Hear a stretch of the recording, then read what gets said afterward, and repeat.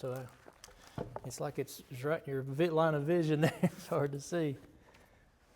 I hope you all had a good week, and I'm glad we all survived the cold. We live in a world where the beaches get hit by snowstorms and the mountains get hit by hurricanes. Things are kind of backwards in this world right now. So the good thing is that we know that we have an anchor that will keep us straight in this confused and mixed up world. This morning I'm going to start talking about the life of Jacob. We won't cover this in 1 week. It'll probably be at least 2 or 3 different times, and so the next time I'm up here, I will talk again about this, and it may take a third time, but I want to just take some time to go through this story, the story of the life of Jacob, and I want to especially bring out just the different details of the story, but I want to especially bring out the fact that as you saw in your bulletin, I had to look to see exactly how we had worded it, but A Life of Learning was the title. And this kind of goes back to, we had spoke a while back about the process of salvation and how salvation is not just a one-time event, how it's you consecrate your life to God, but then He works throughout the course of your life to heal you of your sin problem, to restore you to His image. And I want to take note of that as we go through Jacob's life, how God worked in his life to bring about a transformation. And it wasn't easy. As we go through his life, we'll see he had a life that was very, there was a lot of incidents in his life that were very difficult to deal with. And he had a long life, as we'll see as we go through. And so it's relevant today, because the process of salvation is the same today as it was in the days of Jacob. And it's especially relevant today because, as we talked about recently, we live in a time when God has given 2 specific messages to this church. The 3 angels' message is a message that we're to give to the world. And to prepare us to give that message, He gave a message, the Laodicean message, to wake us up that we have some things in our lives that we need to overcome. And He gave us not only the problem in the Laodicean message, but the solution. And I think those same things that were a part of the Laodicean message were also relevant in the life of Jacob. And so we'll talk about that as we go through a little bit. But before we get into his story, I just want to talk about his lineage, his credibility as a we wouldn't have called him Christians back then. We would have called him a follower of God, and then later on they would become the Jewish nation, the Jews, the children of Israel. Jacob would become Israel, and so the church of the Old Testament bore the name of Jacob, or his new name Israel. And so I want to talk about his lineage for a little bit and what made him such an important figure in the Old Testament. We can all trace our roots back to Adam. We all came from Adam, right? But Jacob could literally tell you the names. I mean, he could trace it name by name. I don't, know this, but I assume that he was well taught about his heritage. And from Adam down through those lists of antediluvian patriarchs, through Enoch and Methuselah, Lamech, on down to Noah, a list of, a dozen men, I can't remember. He could trace those names, and then we all, of course, came through the line of Noah, but Jacob could trace by name back from Noah, or down from Noah to Shem, and all down through to Terah, the father of Abraham, and then Abraham, Isaac, and then Jacob. He had quite a distinguished heritage or lineage, and so he wasn't just a Christian newcomer. This man was it was in his very DNA. And yet, we're going to see as we go through his life that that heritage didn't really merit him anything spiritually. It just gave him some knowledge, some information, a little bit of bragging rights. What he was going to learn through the course of his life is what we all need to learn, and that's that our relationship with God is much deeper, much more than just some head knowledge. We have to have a real relationship. But before we get on into the story, I want to keep talking about his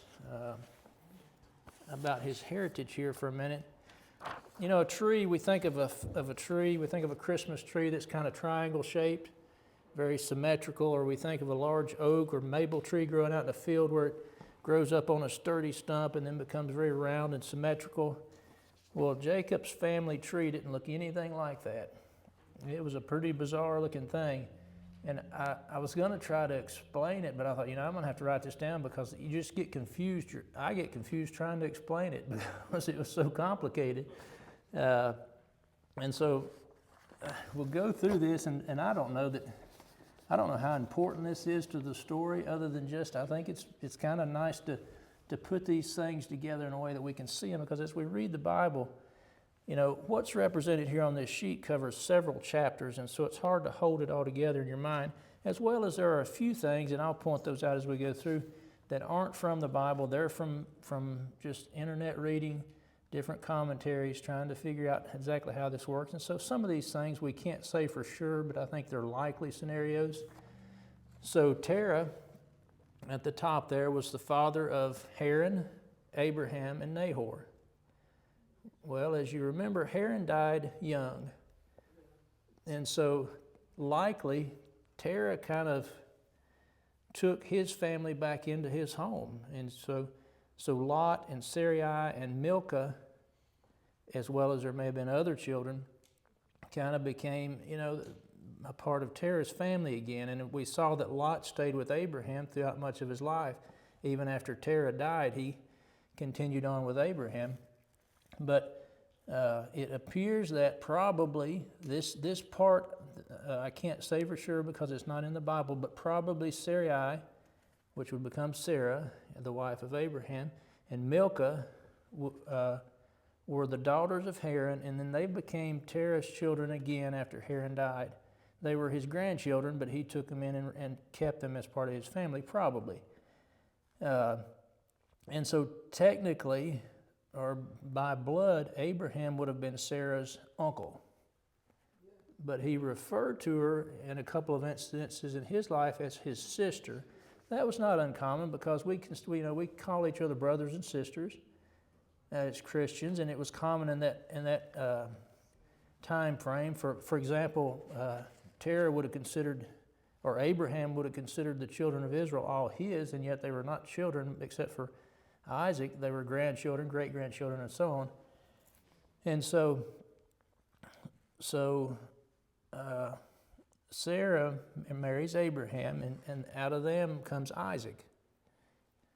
And then Isaac would then marry Rebekah, which was the granddaughter of Nahor, which married his niece, just like Abraham did.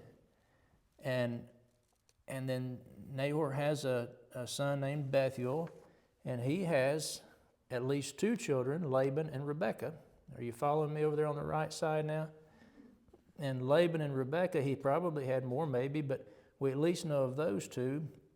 That comes into the story as we go through here. And you'll see this as we go through. That's the reason I wanted to look at it all up front, because as we go through, we can refer back to this or have it in our mind at least. But then when Isaac and Rebekah have their children, Esau and Jacob, and they want Jacob to go back to the land of the east, they called it, where Laban and Bethuel lived, and get a wife from Rebekah's family. And so Jacob goes back and gets a wife, or gets two wives actually, as it turns out in the story we see, from the daughters of Laban. And then that begins the relationship of Rachel and Leah and their handmaids, all married to Jacob. That begins the 12 patriarchs who would be the beginning of the nation of Israel.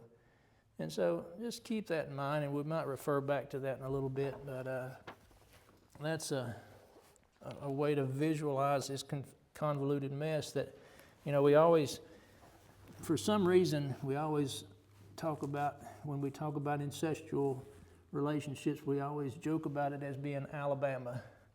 I don't know why Alabama gets the reputation of that. Alabama's a neat place, one of my favorite states, and I don't think they have any more backward ways than all the rest of us. But when you we always joke about people from Alabama marrying their cousins and all, and their sisters and stuff. And I don't suspect there's any statistical data to back that up.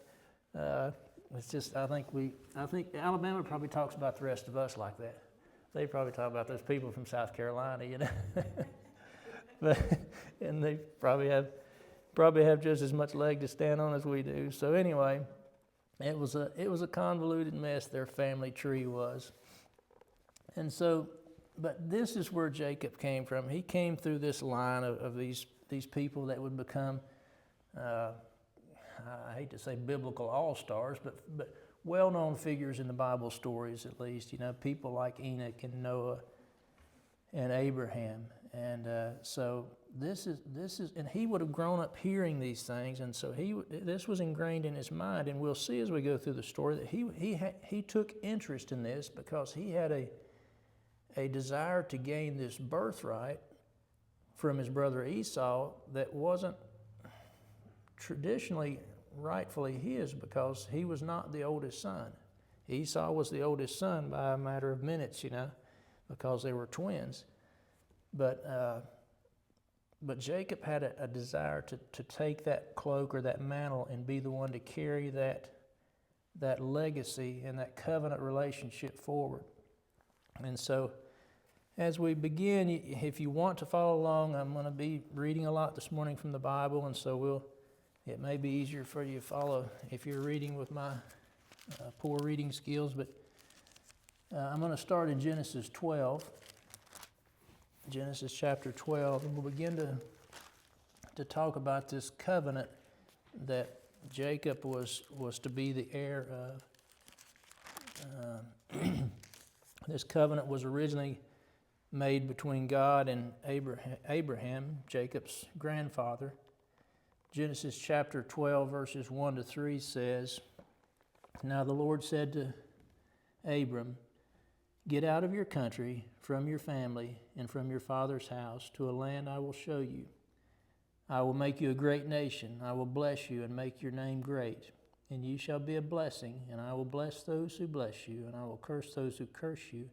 And in you all the families of the earth will be blessed.'" And so here we have the as far as I know, the first recorded example of this covenant relationship between God and Abraham. And he was promised not only to be a great nation, but this was a messianic promise too. This last line in verse 3, and in you all the families of the earth shall be blessed. This is saying in your line the Christ will come. And so this was a promise that would be handed down through this family. Moving on over to Genesis chapter 15, starting in verse 1.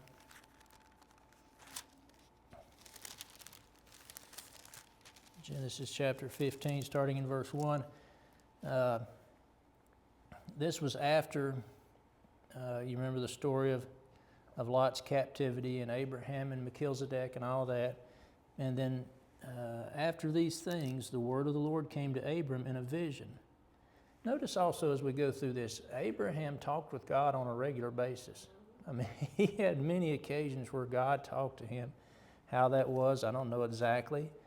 But he had open communication with God. At least one time, you remember, Christ stopped by and visited him on the way to destroy Sodom and Gomorrah and talked to him about going to have a child now. So at least one time, these visits were face to face. So and this is Jacob's grandfather. We read about it in the Bible thousands of years ago. This was Jacob's grandfather. I still remember my grandfather well, one of them passed away before I was born. But I remember my grandfather well, and Jacob would have, this is quite a heritage, his grandfather spoke on a regular basis with God, and they had an agreement or a covenant, excuse me.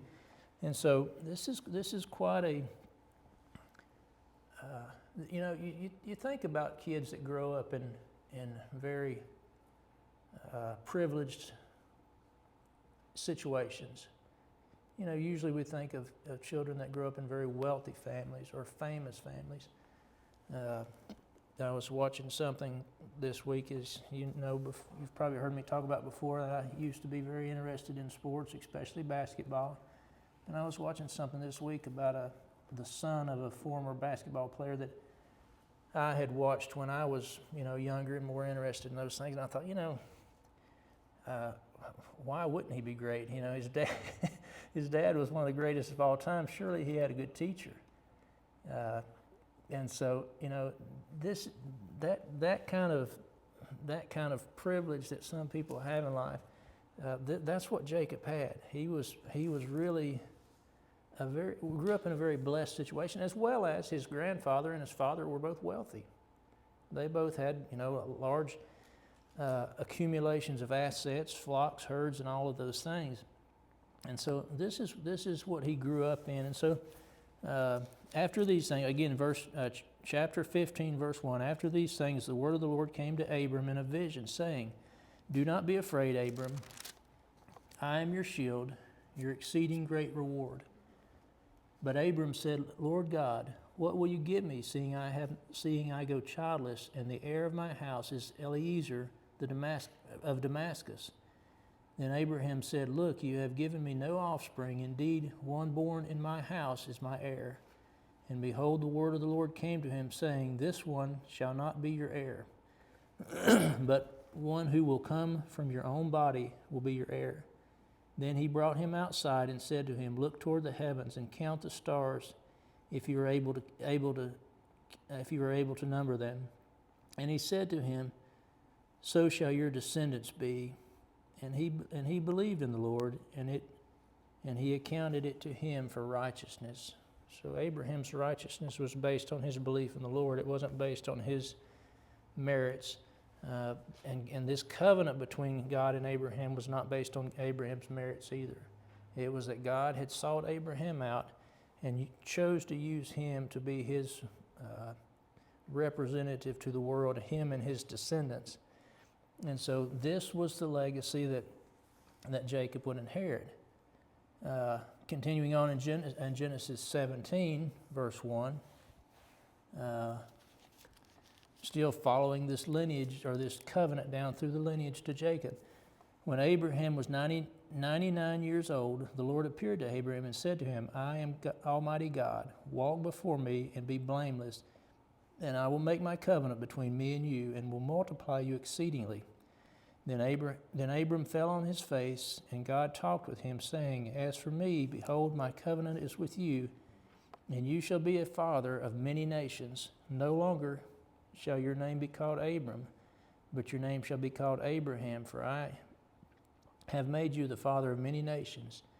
I will make you exceedingly fruitful, and I will make nations of you, and kings shall come from you, and I will establish my covenant between me and you and your descendants after you in their generations for an everlasting covenant, to be God to you and your descendants after you." And so this specifically pointed that this covenant was not just to Abraham, but this was the covenant that would be for his descendants. This was the claim that Jacob could lay hold to after he received the blessing from his father, and we'll read about that. But he was the. As a matter of fact, one thing that's unique about Jacob too, in this line of the patriarchs, there was always a single patriarch. There was Noah, and then it came through Shem, and then it came through Abraham, and then it came through Isaac, and then to Jacob. But Jacob was the last one. After Jacob, it was no longer a single patriarch. The blessing went through all of his sons. and his sons became a large family and then became a nation. And then the covenant was no longer just with one man, but was with the nation of Israel. So Jacob was the last of the singular heirs to the covenant. So that was kind of a distinction, I think, that he brought an end to that patriarchal system, and then in his children became the nation of Israel. And so, continuing on in chapter 17, still verses 15 and onward, then God said to Abraham, oh, and by the way, but after what we just read and before this, it talked about the sign of the covenant was circumcision. And so, now there was this sign of circumcision, and so we see that was carried on down through the lineage as well. In verse 15 of chapter 17, then God said to Abraham, as for Sarai, your wife, you shall not call her Sarai, but Sarah shall be her name. For I will bless her, and also give you a son by her. Then I will bless her, and she shall be the mother of nations, kings, and of peoples shall be of her. Then Abraham fell on his face and laughed, and said in his heart, shall a child be born to a man who is 100 years old? Shall Sarah, who is 90 years old, bear a child? And Abraham said to God, oh, that Ishmael might live before you. Well, there's two things here. One is that not only was Jacob, in this lineage, but he was a child of miraculous birth, because his father existed not because of the natural process that most people go through when they have children. His father was a miracle. And so the fact that he was even there. The other thing was that we see that his grandfather was arguing with God, trying to take this heritage from Jacob. If God had listened to Abraham and took Ishmael, Jacob would have never existed. It would have been a totally different story. We wouldn't be standing here today talking about the story of Jacob. We'd never even have heard of that name. And so even his grandfather Abraham was far from perfect, but God knew, God who knew Jacob from eternity knew what was in store, and he didn't listen to Abraham in this account, but he did what he knew was best. And continuing on there in verse 19, then God said, no, Sarah, your wife, shall bear you a son, and you shall call his name Isaac. I will establish my covenant with him for an everlasting covenant, and with his descendants after him. So again, this is clearly God has put this stamp on Abraham, on Isaac, and then his descendants. But it didn't specify Jacob or Esau. And so this was what would cause a tussle there between those two boys. And then let's look over in chapter 18, verses 9 to 15. Chapter 18, starting in verse 9. Then they said to him, where is Sarai, your wife? This was when the Lord came to Abraham under the trees there at Mamre, and he was on his way to Sodom and Gomorrah and all that. And so these visitors were visiting with Abraham. Then they said to him, where is your wife Sarah? Where is Sarah, your wife? So he said, here in the tent. And he said, I will certainly return to you according to the time of life. And behold, Sarah, your wife, shall have a son. Sarah was listening in the tent door which was behind him. Now Abraham and Sarah were old, well advanced in age, and Sarah had passed the age of childbearing. Therefore Sarah laughed within herself, saying, after I have grown old, shall I have pleasure, my Lord, being old also? So here Abraham and Sarah had both laughed at God, and thankfully God's probably got a pretty good sense of humor too. And the Lord said to Abraham, why did Sarah laugh, saying, shall I surely bear a child since I am old? Is anything too hard for the Lord? At the appointed time I will return to you according to the time of life, and Sarah shall have a son. But Sarah denied it, saying, I did not laugh, for she was afraid. And he said, no, but you did laugh. And so again, just further, and you know that Jacob knew all of these stories. Don't you know Isaac and Sarah had related these stories to Jacob and Esau many, many times. And so this was something that he was certainly familiar with. Now let's jump over a few chapters to chapter 21. Chapter 21 and verses 1 through 7. And I know we're taking a lot of time on this. We're not even to the story of Jacob yet, but I just want to go back and review these things. I want you to get this picture that Jacob is not just some kid born out on the open, in this nomad type life on the open plain, raising sheep. He is someone who has a prince type upbringing. He even though his father wasn't a king, his father was the patriarch of what would become a great nation. And so chapter 21, verse 1, and the Lord visited Sarah as he had said, and the Lord did for Sarah as he had spoken. For Sarah conceived and bore Abraham a son in his old age, and at the set time of which God had spoken to him. And Abraham called the name of his son, who was born to him, whom Sarah bore to him, Isaac. See, they kept reiterating that the son was born to Abraham and Isaac. This distinguishes this lineage from any other, especially from, say, the lineage of Ishmael. Then Abraham circumcised his son Isaac when he was 8 days old. Again, the sign of the covenant. So there's that again, as God had commanded him. Now Abraham was 100 years old when his son Isaac was born to him. And Sarah said, God has made me laugh, and all who hear will laugh with me. So she also said, who would have said to Abraham that Sarah would nurse children? For I have borne him a son in his old age. So a child of promise, a miraculous child, and this was his father. This was Jacob's father. So this was we've all got family stories we repeat down through the years over and over. And this was a family story that I'm sure these boys, Esau and Jacob, had heard many times. And so in chapter 22, it talks about the test of Abraham. He's going to sacrifice Isaac. And in chapter 23, Sarah dies.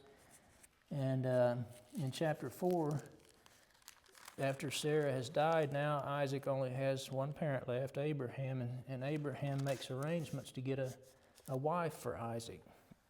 And in chapter 24, verse 15, this begins kind of this more of this story from this flow chart we were looking at and talking about. In chapter 24, verse 15, it says, and it happened before he had finished speaking. This was when Abraham's servant had gone to get a wife for Isaac, and he had prayed that God would show him the right person. And it happened before he had finished speaking that, behold, Rebekah, who was born to Bethuel, son of Milcah, the wife of Nahor, Abraham's brother, came out with her picture on her shoulder.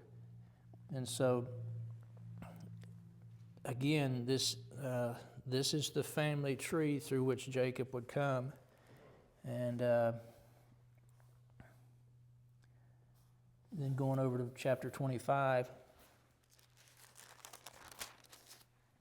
starting in verse 19. Everybody with me? I know it's hard to follow in reading so much, but I think it's important as we get the Bible can tell this story better than anybody else can. So let's try to get its version. Chapter 25, verses 19 and onward. This is the genealogy of Isaac, Abraham's son. Abraham begot Isaac. Isaac was 40 years old when he took Rebekah as a wife, the daughter of Bethuel, the Syrian of Padanaram, the sister of Laban. Well, this Laban now, remember this, Rebekah's sister Laban, that'll come in later in the story. The sister of Laban the Syrian. Now Isaac pleaded with God for his wife because she was barren. So, Isaac, in the story, we see that somewhere else in the story, we see that Isaac and Rebekah had a good relationship. It was an arranged marriage. They didn't know each other. They were put together in an arranged marriage. but they loved each other, and she was a comfort to him at the loss of after the loss of his mother. But she was barren, and of course that's, it's still to this day, most parents want to have children, but in those days it was really, really important for so many reasons. So now Isaac pleaded with the Lord for his wife because she was barren, and the Lord granted his plea, and Rebekah, his wife, conceived. But the children struggled together within her, so she's having twins.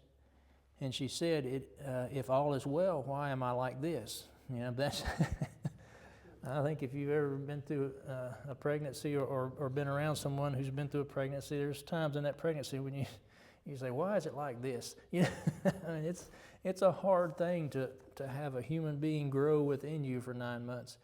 And there's times when you just want relief, and so she's having more than just the normal struggles of pregnancy. She's having these two children within her struggling together. And so continuing on there at the end of verse 22, so she went to inquire of the Lord. And the Lord said to her, 2 nations are in your womb. Now that's a pretty heavy thought right there. She had 2 nations in her womb. I mean, these are not normal children. These 2 children would become 2 separate nations, and they did. The nation of Edom was the descendants of Esau, who were antagonistic toward the children of Israel later on in their time in the promised land, on their way to the promised land, really. So this lady had, the patriarchs of 2 nations within her womb. Continuing on in verse 23, 2 people shall be separated from your body. 1 people shall be stronger than the other. Now see, here's what makes, this is the beginning of the division between Esau and Jacob. 1 people shall be stronger than the other. The older shall serve the younger. So already in Rebekah's mind, she already sees this younger one as the favored child. God had already told her the older one will serve the younger one. And so she's already in her mind going to be bent towards having this child be the heir, the descendant, the one who the lineage of Abraham and Isaac would go through.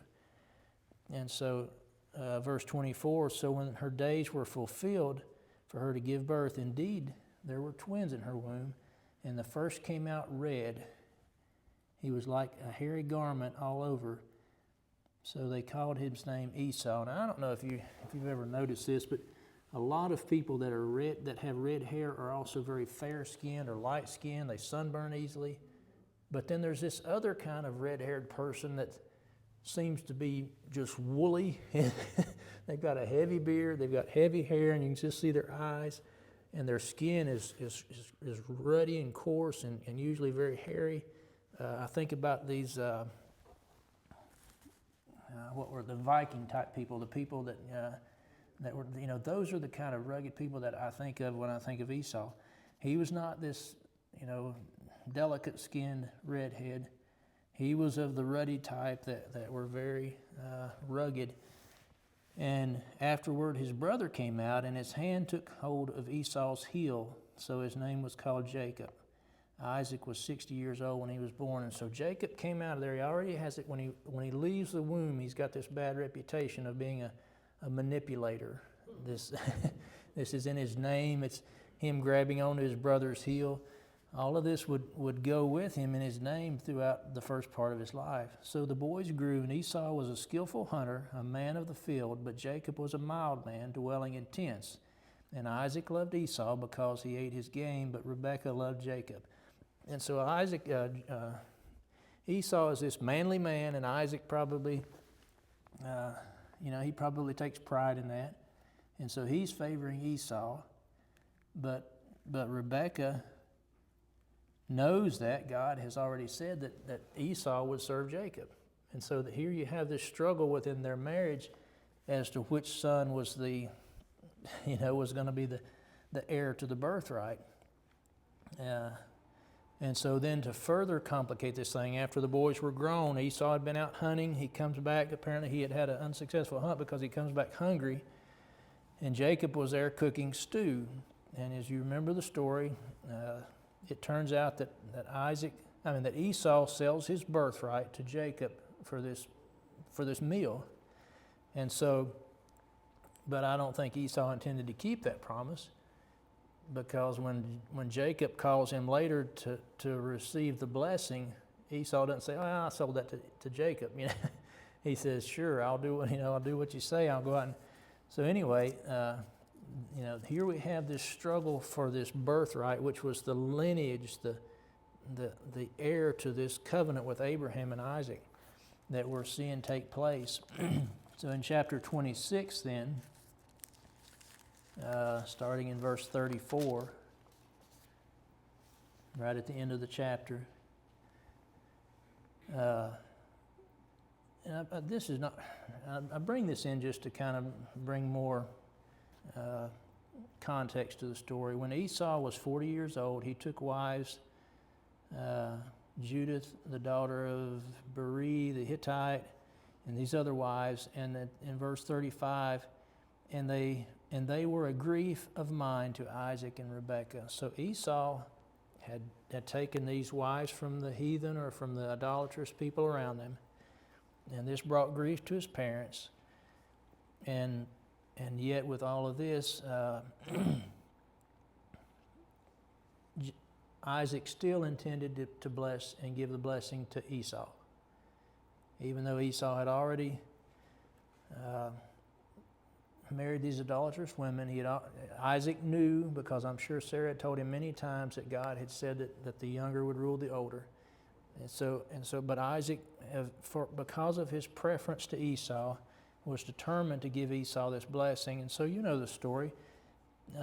Isaac calls Esau in, tells him to go out and catch game and cook it for him the way he likes and bring it in. He's going to bless him. Rebekah, I keep getting Rebekah and Sarah and Rachel, I get their names mixed up all the time. But Rebekah hears of it, and she comes up with this scheme, tells Jacob to come in and let's trick your father, and all of this that went on. And so, again, just going back to the point where we talked about at the beginning, salvation is a process. Just because these people were the lineage of Christ doesn't mean they were perfect. They were just people. And Rebekah made a big mistake here, and it cost her and her family a lot of heartache and grief. So moving on to verses 41 to 46 in chapter 27.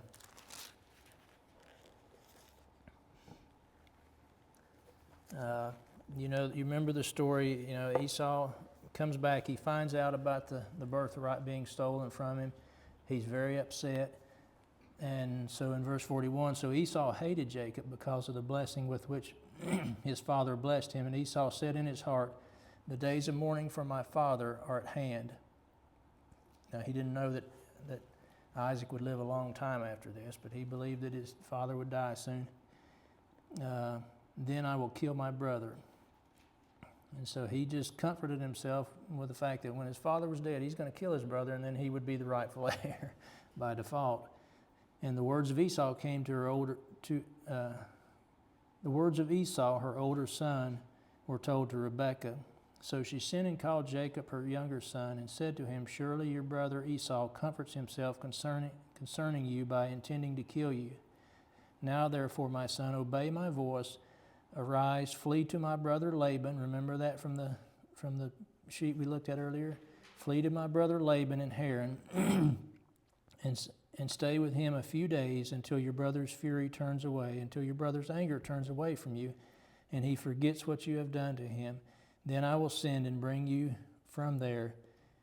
Why should I be bereaved also of you both in one day?" And Rebekah said to Isaac, let me stop there. Rebekah sent Jacob away, the favored son away, thinking that this was a brief thing.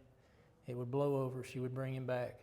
She was never to see her son again. They were they were not to meet again in this life because she was going to die before he returns. Hold on just a second. And so, for a child who's had a relatively privileged life, and I want us to get your mind wrapped around this one thought as we go forward now in this story. The process of God cleansing us of sin and recreating His image in our heart is a difficult process. It's not an easy process, and this was the beginning of what would be a very difficult process for Jacob. There were sinful tendencies in his heart that would take a lot of life to work out. A lot of God working in his heart, and a lot of God letting him learn lessons the hard way. And so God had told his mother when he was still in the womb that he would rule over his brother. It was not his place to go out and manipulate and lie to get that to happen. His mother's lack of faith and his lack of faith began this chain of events that would become a blessing to him, but as he went through it, it was a very difficult process. And so we can keep that in mind as we go through our lives, because sometimes we question, why does God allow sin to happen? Why does He allow these bad things to happen on a big scale, but also in our own lives on a smaller scale? And so, and this is the process that we must go through, the refining process the Bible describes it as. Excuse me.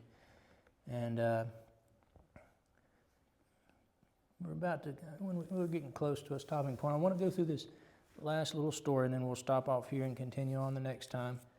But over in chapter 28, starting in verse 10, so Jacob has left home. His father let me just read here the very first part of chapter 28. Rebekah had told Isaac that that these wives of Esau bring him grief, and so Isaac's going to send Jacob away to get a wife.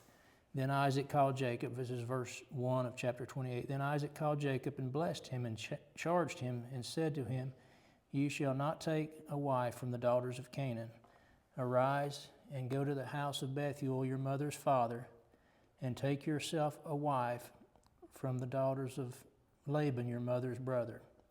That kind of brings us further down on our chart here. And so, he gave very specific instructions to him. Leave and go get a wife. And his mother and father both, I think, believed that he would go get wives and come back fairly soon. They didn't realize it was going to be such a long time away from home. So starting in verse 10, we'll go through this last story and then we'll stop here. Verse 10, now Jacob went out from Beersheba and went toward Haran. So he came to a certain place and stayed there all night. If you read this in the spirit of prophecy, it indicates that this was probably his second night out. By this time, he was 2 days away from home. He was probably getting homesick. He was burdened down with guilt. He probably didn't, he was by himself. He was probably in constant fear. Probably couldn't rest well for fear that Esau was following him. How can you lay down and sleep when you know your brother's wanting to kill you, And so all of this stuff is weighing down on Jacob. This is the kind of stuff that changes your life, one way or the other. Little situations in life maybe won't cause that much change, but he's in a situation here where he's kind of like, you remember the story of Joseph when he's being carried away to Egypt? He had to make a decision there. And you remember the story of Daniel, he's being carried away to Babylon. He had to make a decision. This is that incident in Jacob's life where he's got to make a decision, and he lays down here on the ground with stones for a pillow, and he is at rock bottom. He is as low as you can probably get. And so, verse 11, so he came to a certain place and stayed there all night because the sun had set. And he took one of the stones of the place, and he put it at his head, and he lay down at the place to sleep. Then he dreamed, and behold, a ladder was set up on the earth, and its top reached to heaven. And there the angels of God ascended and descended on it. And behold, the Lord stood above it and said, let me stop there for a second. Jacob's place was now, he had gone from a place where he was trying to manipulate to get this covenant inheritance. And he's to a place now to where he is basically helpless. He's one man out there in the middle of a wild country. Likely he'll never make it to Haran. Likely either wild animals or robbers or somebody or his brother will catch up with him. He had tried to manipulate to get what he wanted, and now he is really in a hopeless situation. And so this is a situation where God can finally reach him. And God is about to show him that the solution to your problem is something that you can't obtain. It has to come from me. And so we read on verse 13, and behold, the Lord stood above him and said, I am the Lord God of Abraham your father, and the God of Isaac. The land on which you lie I will give to you and your descendants. Also your descendants shall be as the dust of the earth. You shall spread abroad to the west, to the east, to the north, and to the south. And in you and in your seed all the families of the earth shall be blessed. And so again, not just, he feels like that he has blown it and that he has ruined this whole thing. And God comes back to him and says that I'll still do this, and even renewing the covenant promise of the Messiah. Here's another time in this family's history that God gives them the messianic promise. Behold, I am with you, and I will keep you, and wherever you go, I will bring you back to this land, for I will not leave you until I have done what I have spoken to you.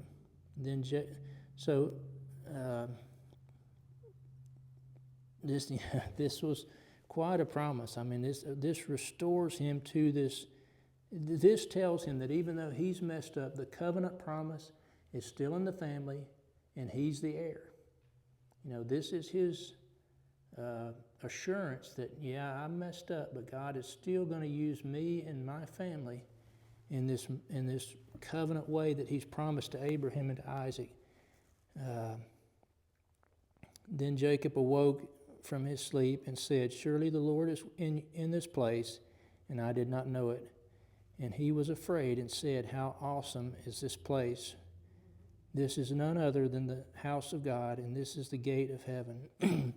Then Jacob rose early in the morning and took the stone that he had put at his head, set it up as a pillar, and poured oil on the top of it. And he called the name of the place Bethel, but the name of that city had been Luz previously. Then Jacob made a vow, saying, if God will be with me and keep me in this way that I am going, give me bread to eat and clothing to put on, so that I come back to my father's house in peace, then the Lord shall be my God, and this stone which I have set up as a pillar shall be God's house, and all that you give me I will surely give a tenth to you. And so you almost could say then we have the, in the nation of Israel and the descendants of Abraham, we had the covenant symbol of circumcision. But you almost could say then this offering of tithe continues that, because of course we know Abraham gave tithe. And now Jacob's going to continue to give tithe as a sign of this relationship with God, as a sign of his covenant relationship with God. It's you wonder, where did he even pay his tithe? Where did Jacob turn his tithe in? They didn't have a conference or a church to go to. Abraham gave it to Melchizedek at that one incident. But for whatever the way, whatever the method, he determined that he was going to be faithful in returning his tithe. And he said this in the context of recognizing that God was maintaining this covenant relationship with him, that he was going to maintain a covenant relationship with God. And so we'll stop there. I know there was a lot of reading today and it went a long time, but I hope you were able to stay focused, because I just want to kind of establish This is the background of who Jacob was. And this was going from that lofty place of privilege and hitting rock bottom. Then this will begin, I think, the more significant part of Jacob's process of salvation. Jacob had a lot of head knowledge at this point, but he was going to go through a life and learn some lessons that would transform him into something that was more Christ-like and less like the old Jacob, who was a manipulator and a liar. So we'll continue this at some point then in the future.